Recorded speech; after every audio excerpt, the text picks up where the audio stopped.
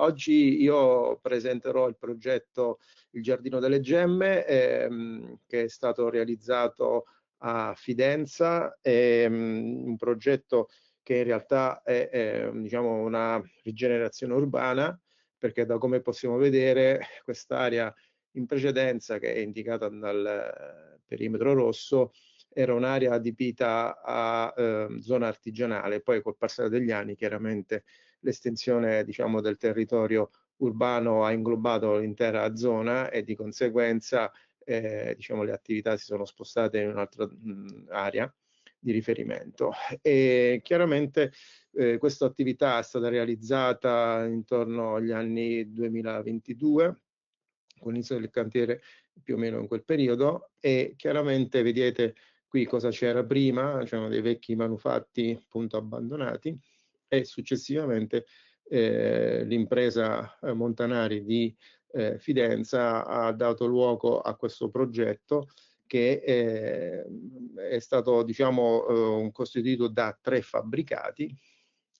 e diciamo che questa impresa ha sempre avuto un occhio di riguardo verso l'efficienza energetica, che di per sé è diciamo sinonimo anche di comfort abitativo. Questi 3 edifici sono 3 edifici concepiti secondo il protocollo energetico passivo, quindi hanno dei valori di efficienza al di sotto dei 15 kWh metro quadro anno, hanno una volumetria più pressappoco identica tra loro, e questi edifici in qualche modo sono stati realizzati cercando di coniugare diciamo, l'aspetto architettonico con quello che è il sinonimo di efficienza energetica, e nello stesso tempo cercando anche di avvicinarsi un po' al concetto di sostenibilità, che in questo caso gli edifici appunto sono stati validati anche Active House, che è un'ulteriore validazione energetico-ambientale, per cui poi sono stati eseguiti diciamo dei calcoli anche per quanto riguarda l'aspetto legato all'LCA, ma poi avremo degli ulteriori diciamo approfondimenti insomma a tal proposito. Quindi partiamo con la spiegazione del progetto da queste 2 sezioni, cioè una sezione longitudinale ed una sezione trasversale, dove vedete con la campitura in giallo tutte le superfici che sono state isolate. Chiaramente abbiamo un piano terra e un seminterrato che sono adibiti a cantine e garage, di conseguenza questo ci porta a definire diciamo, un isolamento tra il solaio del primo piano e il piano terra, che è la linea di confine della zona calda dell'edificio, e inoltre parte del vano scala non rientra diciamo, in questo volume della zona calda, e quindi anche le pareti perimetrali della tromba delle scale sono state oggetto di isolamento termico. Quindi adesso andiamo a vedere in dettaglio tutte le attività che sono state condotte per poter valutare e insomma, capire più o meno quelli che sono stati gli accorgimenti tecnici utilizzati per realizzare queste 3 palazzine passive. Allora, partiamo vedendo praticamente ciò che è stato fatto in termini di isolamento appunto nel solaio, in questo caso l'intratosso del vano garage, dove sono stati applicati dei pannelli in LPS con uno spessore di circa 20 centimetri, perché era fondamentale garantire questo isolamento termico, dato che va precisato che l'intera struttura dell'edificio, sia per quanto riguarda i solai, sia per quanto riguarda le pareti perimetrali, sono stati realizzati in cemento armato. Quindi sappiamo benissimo che è un materiale freddo di per sé, e di conseguenza la presenza di ponti termici sono piuttosto rilevanti, e quindi è necessario operare in maniera obiettiva per evitare che si creano problemi in fase di esercizio dell'edificio. Quindi Qui vediamo invece l'isolamento nella parte estratossata del piano primo e vediamo appunto l'applicazione dei pannelli sotto la parte del massetto della pavimentazione superficiale, quindi una posa chiaramente che serve appunto a isolare il tutto. E quindi poi passiamo all'altro aspetto importante che va a caratterizzare l'edificio, è rappresentato appunto dagli attacchi di tutti quegli elementi aggettanti rispetto al piano esterno della facciata, e mi riferisco in questo caso specifico, come potete vedere nel disegno sul lato destro, l'attacco della balaustra del balcone, che chiaramente deve essere opportunamente isolato, dato che rappresenta un ponte termico diciamo quasi puntuale, anche se per le dimensioni può essere considerato quasi geometrico, e che diciamo il suo collegamento è garantito proponendo al solaio un elemento isolante, in questo caso in poliuretano ad alta densità, e poi successivamente viene completamente inglobato dai pannelli isolanti esterni rappresentati in EPS grafitato. Quindi questo è già un primo punto in cui si capisce il livello di attenzione che è stato prestato da parte sia dal progettista e sia dall'impresa esecutrice, proprio per evitare che, appunto, che ci siano problemi con i ponti termici all'interno dell'edificio. Questo invece è un altro dettaglio che fa riferimento al solaio del balconcino esterno, in cui noi vediamo appunto in fotografia la presenza degli shock, che sono dei dispositivi di isolamento che servono appunto a interrompere le linee fredde del solaio in cemento armato, che sono direttamente agganciate alla parete perimetrale esterna, come avevamo detto noi prima, che è realizzata in cemento armato. Quindi diciamo che tutti gli elementi a sbalzo sono in qualche modo isolati attraverso questi elementi, appunto gli shock, rispetto alle pareti perimetrali esterne. Chiaramente poi vedete nel dettaglio il risultato finale, che appunto gli elementi vengono poi corredati di tutti gli accessori per ottenere un risultato comunque esteticamente gradevole. Passiamo all'interno e poi, dopo il discorso legato alla risoluzione dei problemi appunto legati ai ponti termici, un altro aspetto importante per gli edifici passivi è quello di curare la tenuta all'aria,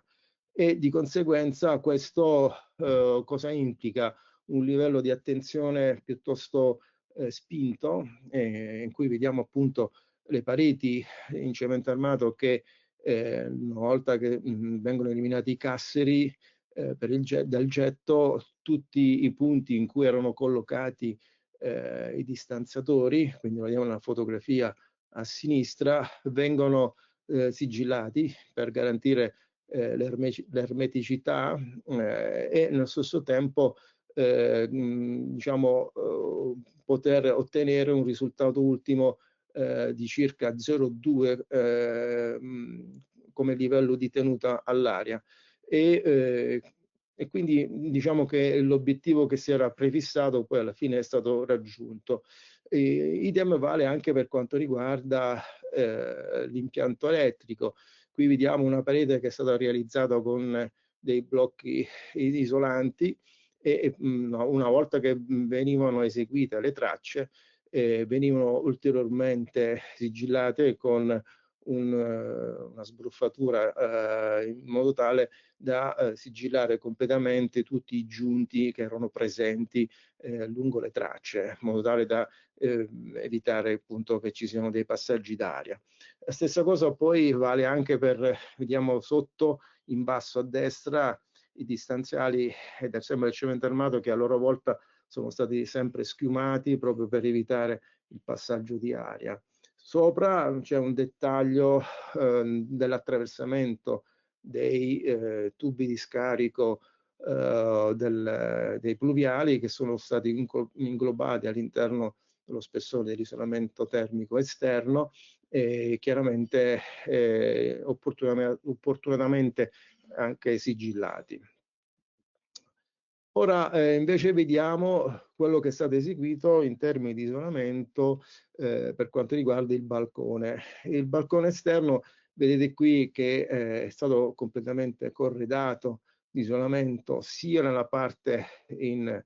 stradosso ma anche nella parte dell'intradosso, così come riportato nel disegno tecnico collocato a sinistra, e vediamo che tutti i balconi erano corredati di circa 12 cm di isolamento e sopra poi venivano applicate diciamo gli altri strati a completamento della pavimentazione. Lo stesso discorso chiaramente si va avanti con il concetto delle pareti, come dicevamo, sono state isolate con 30 cm di isolamento. La stessa cosa vale anche per il tetto, in cui lo spessore si aggira a circa 35 centimetri, per cui diciamo, l'edificio di per sé ha in qualche modo una linea di isolamento piuttosto importante, nonostante la zona climatica che insomma ci troviamo in provincia di Parma, ha dei climi rigidi ma non particolarmente diciamo freddi come quelli che sono presenti vicino all'arco alpino. Andando avanti poi passiamo all'altro elemento strutturale fondamentale che è quello del foro finestra, e qui nel disegno di dettaglio vediamo che nella parte centrale della sezione muraria è presente la struttura in calcestruzzo, dopodiché nella parte in bassa, quella più chiara, vediamo un isolamento di 30 cm di EPS grafitato, e nella parete interna a completamento dell'isolamento della parete in cemento armato vediamo la presenza di un pannello isolante di circa 8 cm proprio per garantire una simmetria termica all'interno dell'ambiente preso in considerazione. Questi invece sono tutti le varie foto di dettaglio di come sono state sigillate diciamo, i controtelai monoblocchi delle finestre con l'applicazione delle membrane e della sigillatura, della prima sigillatura con della schiuma poliuretanica nei perimetri diciamo di primo giunto del monoblocco, mentre a destra vediamo la presenza di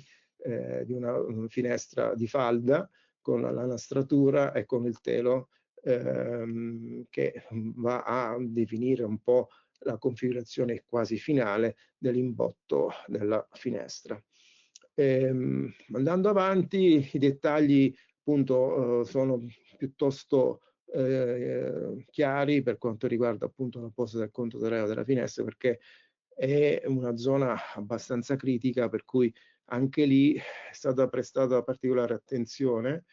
sia per la nastratura sia per la sigillatura, perché abbiamo un doppio problema, cioè quello del passaggio del vapore dall'interno verso l'esterno, quindi con delle nastrature freno vapore, e nello stesso tempo la garanzia dell'isolamento termico che deve andare a coprire la linea di collegamento con il serramento finale. Ora qui passiamo a vedere un po' gli impianti che chiaramente quando si parla di un edificio ad altissima efficienza abbiamo per certi versi il vantaggio di realizzare degli impianti che garantiscono diciamo, la climatizzazione interna abbastanza leggeri, cioè, o meglio, meno complessi rispetto agli altri edifici che hanno una performance energetica inferiore. In questo caso vedete nella fotografia di sinistra un impianto di ventilazione con tutte le tubazioni in entrata e in ingresso e in uscita, scusate, dell'aria e infine quindi diciamo che gli edifici appunto ad alta efficienza hanno l'impianto di ventilazione meccanica con ricambio con recupero di calore e in certi casi chiaramente si consiglia anche la realizzazione di un impianto di climatizzazione, perché quando si realizza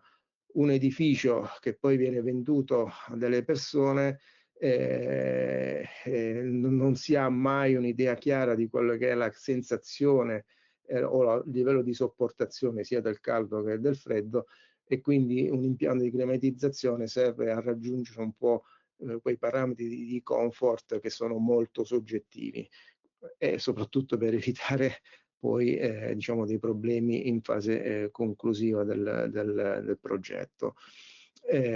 Questa è la vista esterna dell'edificio completato, una vista notturna dove appunto è stato curato anche il progetto della luce, c'è stato anche il progetto del verde, perché chiaramente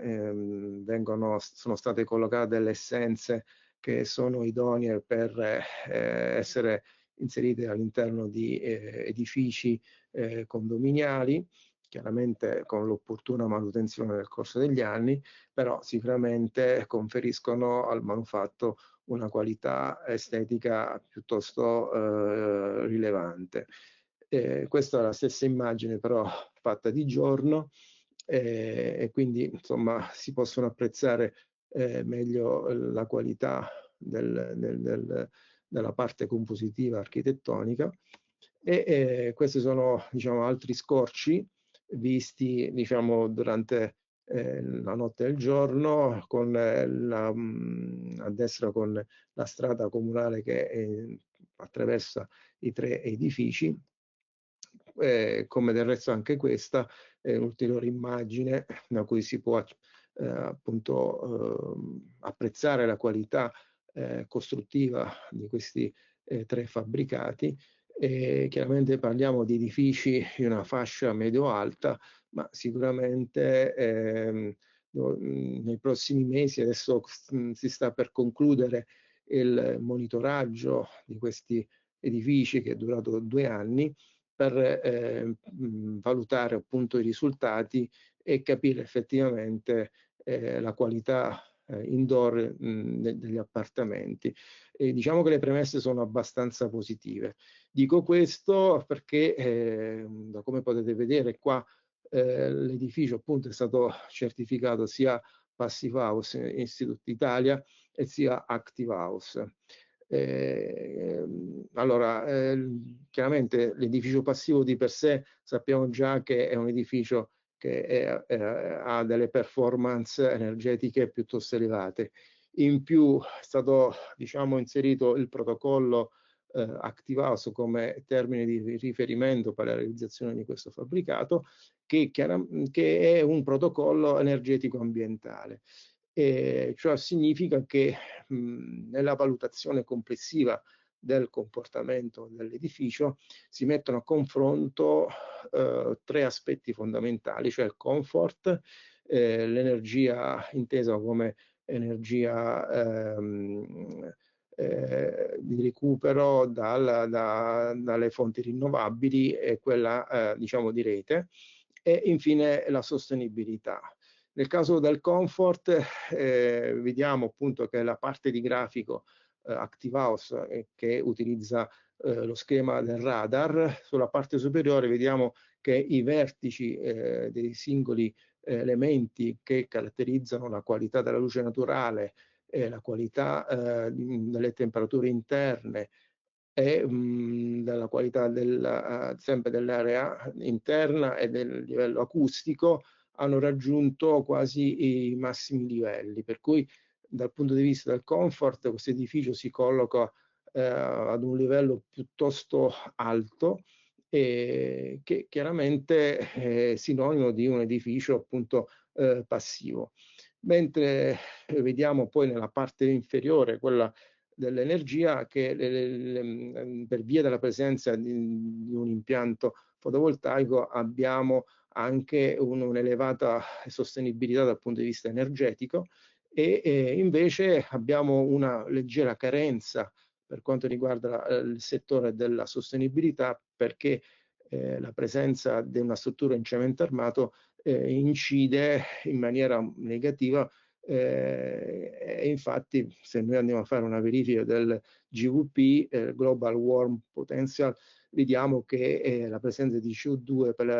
la produzione del cemento impatta in maniera rilevante, però diciamo che questo è il minimo e chiaramente nei prossimi anni si lavorerà per eliminare anche questo aspetto.